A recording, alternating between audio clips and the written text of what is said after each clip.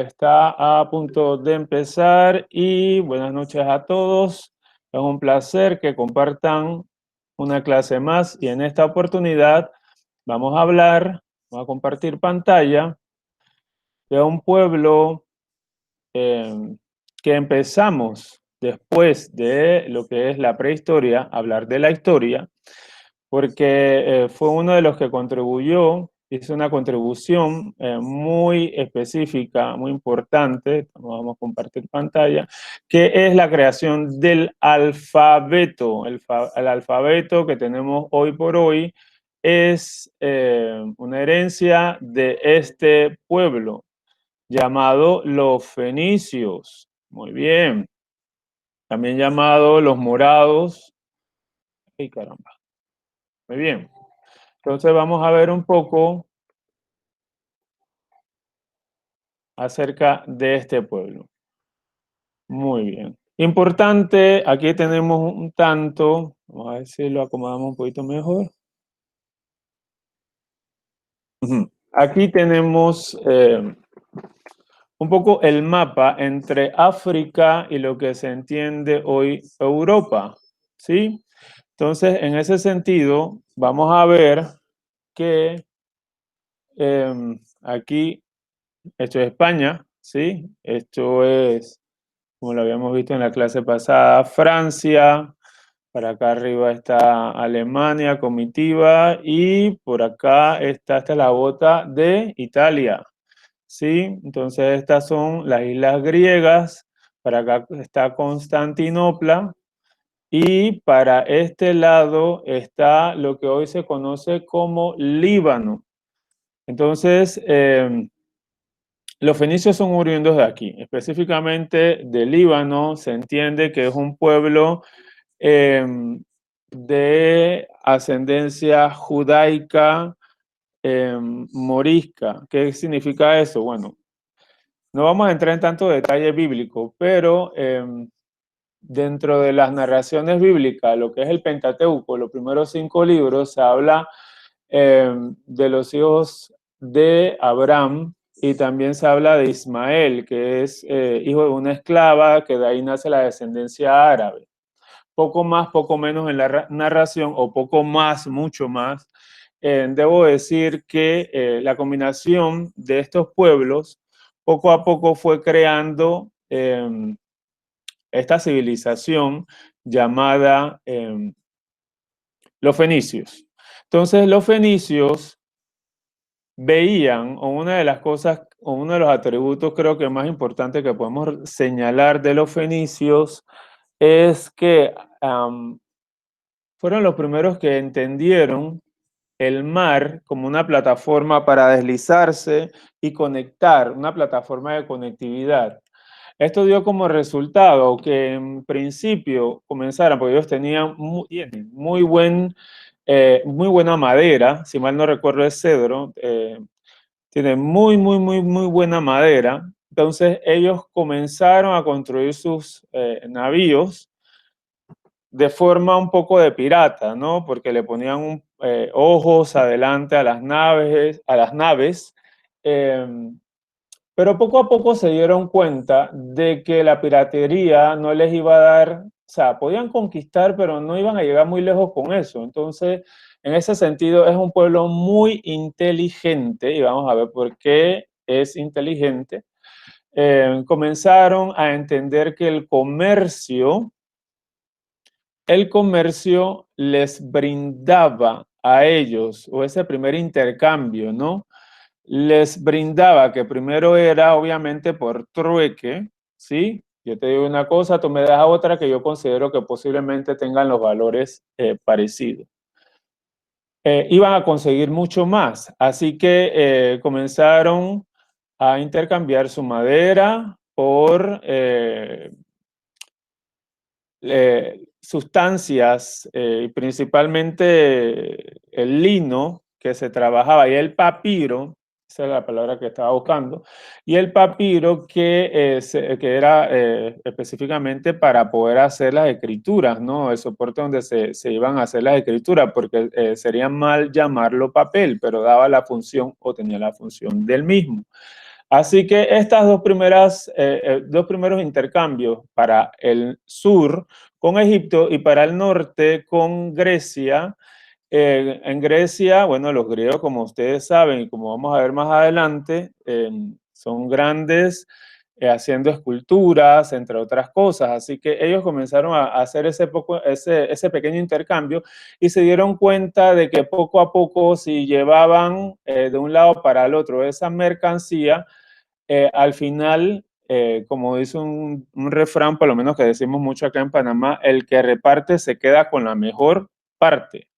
Entonces, quedándose ellos con esa mejor parte, hacían o comenzaban un poco a valorar de que lo que acá, por ejemplo, si tenían vacas o era el equivalente a una vaca, a un toro, etcétera, era como muy pesado llevar, ponte, qué sé yo, 100 vacas o 200, llevarlas hasta la península ibérica. Así que esto trajo como resultado lo que se entiende como el primer sistema bancario en la acuñación de monedas. Así que ese es otro de los valores eh, o logros que ha tenido o que tuvo en su momento esta civilización. Dicho esto, con esto tenían el Mediterráneo bastante comprado, bastante comprado. Entonces, en ese sentido, comenzaron a hacer o a establecer colonias, ¿sí? Colonias, pero ya no era con el tinte de sangre, sino con el tinte de comercio, de establecer quienes podían vender más o menos bien, y de esa forma esas colonias fenicias iban teniendo mayor o menor preponderancia. Dicho sea de paso, una de sus primeras colonias más importantes, porque cabe destacar que cada una fue importante en su momento. Aquí no podemos hablar de que había una, qué sé yo, era la capital y de ahí, no, o sea, todas en su momento tuvieron su importancia, unas más de tiempo más duradero, por ejemplo, la ciudad de Biblos, donde se comienza, obviamente, por el trueque que hacían con Egipto, quedaban ellos con los papiros, así que comenzaron a trabajar, por eso le digo que son, bueno, su descendencia hoy sigue viva, eh, gente muy inteligente, comenzaron a hacer en biblos los primeros libros, ¿sí? Los primeros libros. Entonces es interesante que la palabra Biblia, ¿no? También, que es como un compendio o significa biblioteca de libros. Bueno, vamos bajando y vamos viendo un poco de su arte. Aquí vemos los remeros, que era la forma como ellos podían un poco navegar por el Mediterráneo. Una cosa, una ventaja muy buena que ellos, o que tiene el mar del Mediterráneo, es que tiene muy pocas olas. Es un mar con muy pocas olas, o las olas no son tan fuertes como la del Atlántico, como la del Cantábrico. Así que eso les permitió como ir poquito a poco, sin miedo, eh, conquistando de buena manera diferentes rutas. En esas diferentes rutas, como todo lo que vimos en la clase pasada, donde el hombre prehistórico tenía ese pensamiento mágico religioso, sin lugar a duda, todas las civilizaciones. Bueno, si usted conoce una que no, me lo hace saber porque puedo equivocarme, pero todas las que yo he visto tienen un pensamiento mágico religioso, y ellas por lo menos siempre hacen un tipo de sacrificio, un principio de honor a sus deidades. Así que cuando pasaban por el arco de Hércules, que es en el estrecho de Gibraltar, que Gibraltar está aquí donde estoy señalando, en la esquina de España, en la punta de España, que no pertenece a España, sino que es territorio de la colonia británica, actualmente, obviamente, no en ese tiempo. Ellos dejaban, aquí se han encontrado grandes cantidades de amuletos en honor a lo que ellos entendían el dios Baal, ese que han escuchado, carne para Baal. Bueno, Dios dios Baal, para que les diera la suerte para poder seguir explorando. Llegaron hasta las Canarias y subieron hasta Inglaterra, donde conseguían, por ejemplo, en Inglaterra conseguían el estaño. Muy bien. El arte fenicio, si podemos hablar de un estilo, es un estilo ecléctico, es un estilo mixto, es un estilo eh, que no tiene una definición tan pura y dura como el arte romano, como el arte griego, como el arte egipcio. Y esto se debe, bueno, porque era un mix, ¿no? De conocimientos. Un rato estaban con los egipcios, otro rato estaban en la península ibérica, y así con estos diferentes materiales, su búsqueda principalmente no era como destacarse en estos objetos, más bien eh, era un tantito como réplica, ¿no? Con todo el debido respeto, era un tantito como réplica, porque en los sarcófagos, por ejemplo, en los egipcios, vamos a ver una cantidad de detalles. Sin embargo, en la de los fenicios solamente vamos a encontrar como gran cantidad de detalles en el rostro. Aquí vemos un poco los amuletos que le decimos. Estas son para vasijas para agua. Y estas monedas que hablaban de los valores que se poseían, ¿no? Bien, otro detalle importantísimo son las representaciones zoomórficas o zoomórficas, que tiene que ver con la forma que los animales también tomaban formas humanas, ¿no?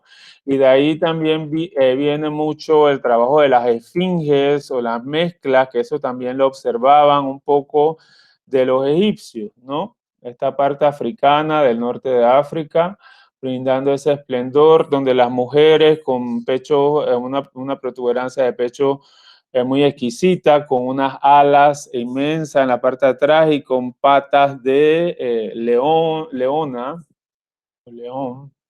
o tigre. Y aquí, por ejemplo, vemos las primeras monedas acuñadas, que bueno, ahí yo no pudiera definir qué animal es, pero se ve que el paso del tiempo ha hecho su trabajo aquí muy bien, ¿eh? Algún animal, no sé si es un tigre, no lo puedo reconocer, pero estos son tipos de monedas fenicias muy antiguas. Lo que le decía un poco, aquí está es con bronce, lo de las tipo de esfinge, ¿sí? Las figuras aladas que se mezclan como si fueran unos patos de bicéfalos, una mujer que se pega con ellos en el tronco. Bueno, la técnica de cera, que interesantemente nuestros pueblos originarios, por ejemplo, de la leyenda del Dorado, cuando digo de nosotros desde América, no me refiero únicamente a Panamá, ellos también manejaban la técnica de la cera, ¿no? Que todo el que trabajaba con metales comenzó, si ya tenía a un sistema de entender la metalurgia, ya iba trabajando con este tipo de vaciados. Aquí vemos una de las esfinges que les mencionaba, y que bueno, estas son un poquito más rudimentarias porque las egipcias son muchas más estilizadas. Ellos no trabajaron grandes tamaños y eso tiene una explicación en las esculturas. Eso tiene una explicación porque obviamente cuando tú vas a viajar en el barco, donde sea, tú no tienes tanto espacio. Así que en ese sentido también era gente que pensaba muy bien lo que llevaba, lo que trabajaba y hacia dónde, cuál era su target, ¿sí? Y cómo lo podía volver a revaluar o revender o llevarlo hacia otro lugar donde le pareciese mucho más atractivo y su producto valiera la pena. Aquí vemos un tipo de tigre en el Louvre, ¿sí? Y estos eran para poner agua, comida.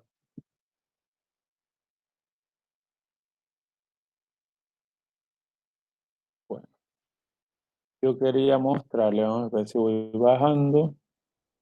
Quería mostrarles. Ajá, este es, por ejemplo, es que am, hay que entender que Baal no era una divinidad propiamente de los fenicios.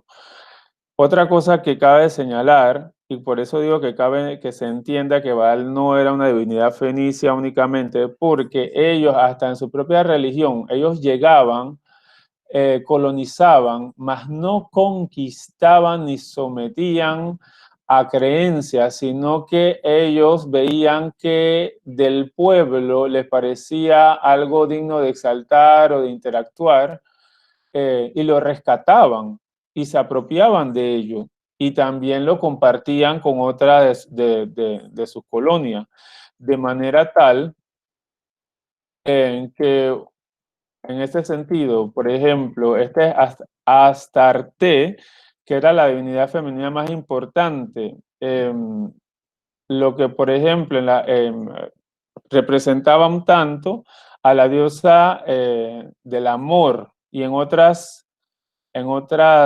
civilizaciones también conocemos a esta diosa del amor bajo otros nombres. Entonces, simplemente, como ha pasado mucho en muchísimas culturas, las divinidades como que no cambian tanto, simplemente les cambian los nombres. Eso es importante mencionar. Esta un poco era en la parte de la fecundación, ¿no? Em, ajá. Em, Aquí, ¿alguien sabe quién era Esculapio o lo que representa el bastón de Esculapio? Yo creo que aquí hay uno que está estudiando medicina o es médico.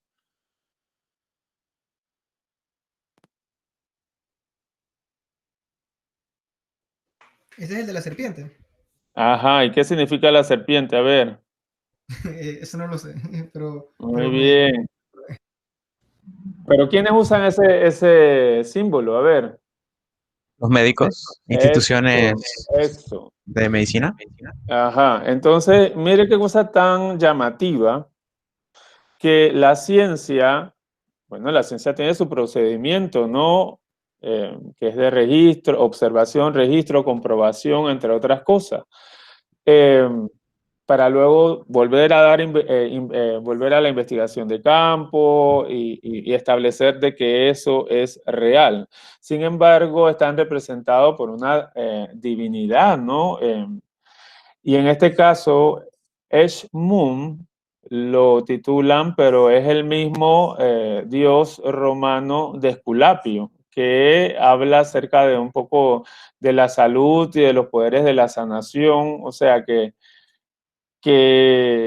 esto de entender y representar estas partes chamánicas, mágico-religiosas, no porque son científicos no le vaya a gustar a la gente, no se vayan a sentir identificados. Entonces, es interesante que ese concepto también lo manejen. Moloch o Moloch, Baal o Baal, dios fenicio cartaginense, era considerado el símbolo del fuego purificante que a su vez simbolizaba el alma. Se identifica con Cronos o Saturno, que Cronos y Saturno también se habla del tiempo, ¿no? Una cosa interesante de Baal es que sí se ha encontrado, y esto lo pueden buscar con propiedad, cementerios o necrópolis de niños donde se hacían los sacrificios específicamente para este tipo de Dios.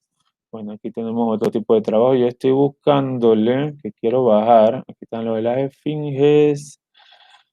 Ajá. En el sentido urbanístico, cabe resaltar que ellos hicieron aportes al templo de Salomón. ¿Alguien sabe cuál es el pedazo de resto de Salomón que queda hasta nuestros días? A ver, a ver, a ver. Sé que lo saben, alguien por ahí lo debe decir. Si no, busquen Google, por favor, díganme.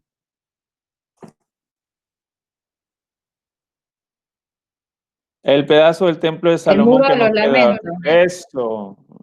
Así es. Excelente. Ya me iba a poner triste. Perfecto. Entonces, el muro de los lamentos es el único pedazo que queda en pie, obviamente, del templo de Salomón. Y ese templo de Salomón también los fenicios contribuyeron a construirlo. En ese sentido, cabe señalar que también tenían un principio urbanístico donde estas primeras ciudades eh, brindan estos primeros cimientos de entender un espacio. Y ustedes dirán, bueno, profesor, ¿y eso qué es de primeros cimientos de entender un espacio urbanístico?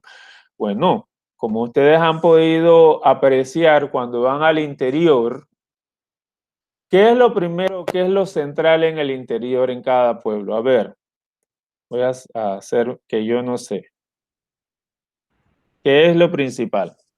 Cuando usted va al interior, la gente está muy Como en las plazas. orgullosa de, ajá, pero en esa plaza hay algo que siempre sobresale. Las Una iglesias. iglesia. Ajá, las catedrales, ¿no? Exactamente. Y todos los pueblitos empiezan de esa forma, ¿no? Está la iglesia, está la casa de los religiosos, cura o como le quieran llamar, y está la escuela. Y de ahí entonces alrededor están los demás, están las casas, está la tiendita, etcétera. Entonces un poco ese principio de urbanismo lo entendieron los fenicios en sus diferentes por ejemplo, cómo distribuían un poco lo de las habitaciones. O sea, fueron un pueblo que comenzaron a manejar muy bien, mire, aquí un poco lo que les digo, a manejar muy bien lo de los espacios, ¿no? Y de esa forma pudieron entender a través de la navegación la mejor utilización de esos espacios. Eh, Como pueden apreciar, esto es griego, romano, egipcio, y donde ellos se mataban un poquito en la parte de arriba. Lo demás era bastante liso, no tenía gran detalle. Sin embargo, aquí están, estas fueron encontradas, si mal no lo digo, en España, en la Costa del Sol. La Costa del Sol es Málaga, Marbella y para allá abajo. Aquí están un poco como también hacían narraciones, porque esto lo que pretende es dar narraciones de conquistas. Cuando vean estos trabajos, y yo quería ir, aquí están un poco uy, cómo eran los navíos, y déjenme ver si lo puedo seguir por ahí, caramba. Ajá, este es un mercante, ¿no? Y está puesto en un sarcófago, imagínense ustedes, en Beirut, ¿no? En el Museo Nacional de Beirut. Y como les decía hace un momento atrás, narran sus situaciones, sus conquistas, lo de las figuras antropomorfas, bueno, y un poco por allí. Yo quería mostrarles la otra. Ajá, las estatuillas de estas, que básicamente eran tipo amuletos, ¿no? Tipo amuletillos que dejaban en las cuevas que son entendidas como las columnas de Hércules. Ah, otro detalle interesante es que esto sí es de ellos, la forma de cono de su tipo sombrerillo que usaban. Entonces, esto sí es reconocible de ellos. ¿Por qué son importante los fenicios? Bueno, en primer lugar porque esto es trabajo de ellos.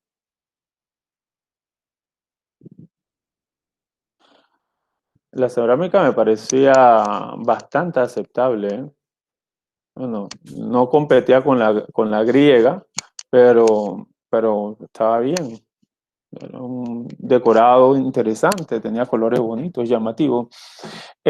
¿Por qué es interesante esta cultura? ¿Por qué es relevante esta cultura? Bueno, sin lugar a duda, porque nos deja otra cosa que no se las he mencionado, es que en Tiros, como recuerdan ustedes, al principio les hablé y les enseñé que estaban ellos establecidos enfrente del mar, también en algunos islotes. Entonces, ahí se conseguía un molusco. Y este molusco que tiraba la tinta violácea morada, eh, ellos fueron uno de los primeros que comenzaron a trabajar los telares y los tintes, de manera tal que eso se podía vender a precios estratosféricos, porque era muy difícil, en primer lugar, poder tener un color que no fuese los típicos colores tierra, y que no se saliera ese color. Entonces, esto tenía mucha durabilidad y a través de este molusco podían ellos teñir, y por eso que la iglesia cuando tenía festividades, las coronas cuando tenían festividades y ese color así royal, tiene que ver con este morado que trabajaban ellos. Entonces, ellos cimentaron muchas cosas. Estos son los tipos de amuletitos o en forma de agradecimiento. Esta es la dama de Ibiza, nada más y nada menos, porque fue encontrada en Ibiza, no porque saben su nombre ni nada por el estilo. Entonces son trabajos que ellos hacían en la isla de Ibiza. Este me gusta mucho porque pareciera como una piedra pómez, una piedra como muy, muy porosa, eh, y no tiene tanto detalle, ¿no? Sin embargo, no era tan, o no fue como tan apreciada en su momento cuando la descubrieron y demás, pero a mí me llama mucho la atención, me parece un trabajo muy atractivo. Aparte de, también utilizaban, obviamente, si estaban con los africanos del norte, les era bastante accesible conseguir el marfil a los pobres elefantes. Entonces trabajaban con ellos y hacían también sus tallados, ¿no? Entonces, atributos o características interesantes que se le puede resaltar a esta cultura, sin lugar a duda, el primer sistema bancario, la acuñación de monedas. Fíjense que todavía diagonal, bueno, yo no sé si con esto de la pandemia va a existir, va a continuar o qué, pero diagonal a Multiplaza había un restaurante de comida fenicia, que todavía, pues hasta nuestros tiempos, hay parte de esta cultura a nivel mundial. Digo, si está en Panamá, está a nivel mundial. Aparte de eso, del sistema de intercambio, miren, que trabajo que no está mal en cuanto a la orfebrería. El legado del color o de los primeros tintes, de los primeros telares que se comenzaban a comercializar. Otro detalle que yo no he mencionado es que estas colonias como Ibiza, Cartago, que posteriormente entonces en España quedó como Cartagena, y cuando viene el momento del encuentro de dos mundos, acá se le llama Cartagena, pero Cartagena de India. Y aunque le parezca una cosa así como que, wow, ¿será verdad, será mentira? Es interesante investigar. La comida panameña es en su inicio como un remanente o un residuo de la comida tradicional de Cartagena, ¿sí? ¿Quiénes fundaron Cartagena? Bueno, básicamente los mismos fenicios que quedaron en la península ibérica, y no solamente en Cartagena, sino en Ibiza, Palma de Mallorca, y en la parte de abajo de Málaga, que con el tiempo estos nombres se han llamado así, pero originariamente se llamaba Malaca. Así que son detalles que uno dice que bueno, y esta gente por allá, ¿qué tiene que ver con nosotros? Bueno, siempre va quedando, este sí es un caballo, me parece, o no, me parece, no, ¿qué es? Me parecía como un caballo, no sé. Que nos va quedando de este sí, la cabeza. Nos va quedando esas herencias de pueblos ancestrales, y este es un pez. Dos peces, lo que significaba, ¿sí? El alfabeto, sin lugar a duda, o sea, la A tenía forma de águila, ¿sí? Entonces, y era, a ver, si era diagonal, hasta que, bueno, los judíos y posteriormente los españoles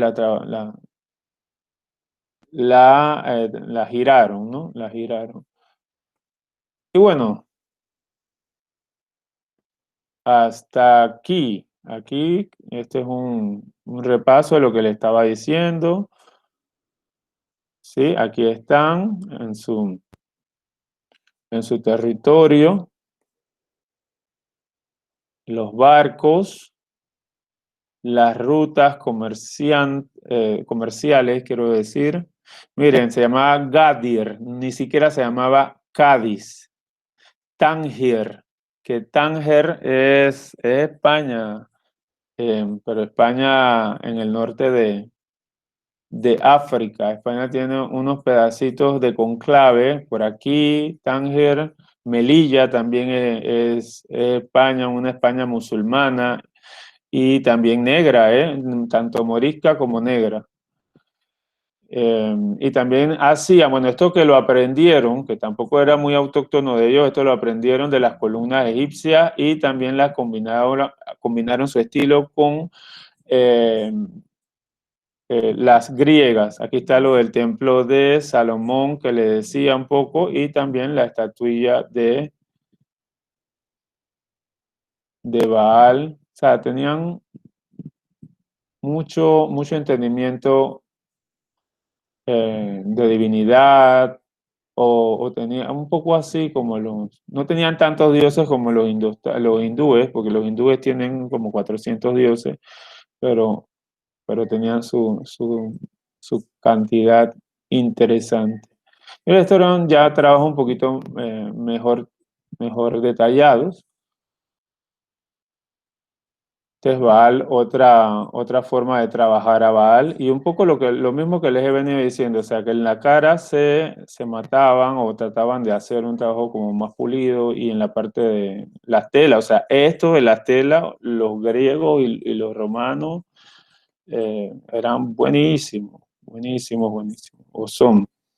Por otro lado, también esta forma de interpretación que tiene un toque asiático, o sea, que tuvieron algún tipo de contacto también con culturas de Asia, ¿no?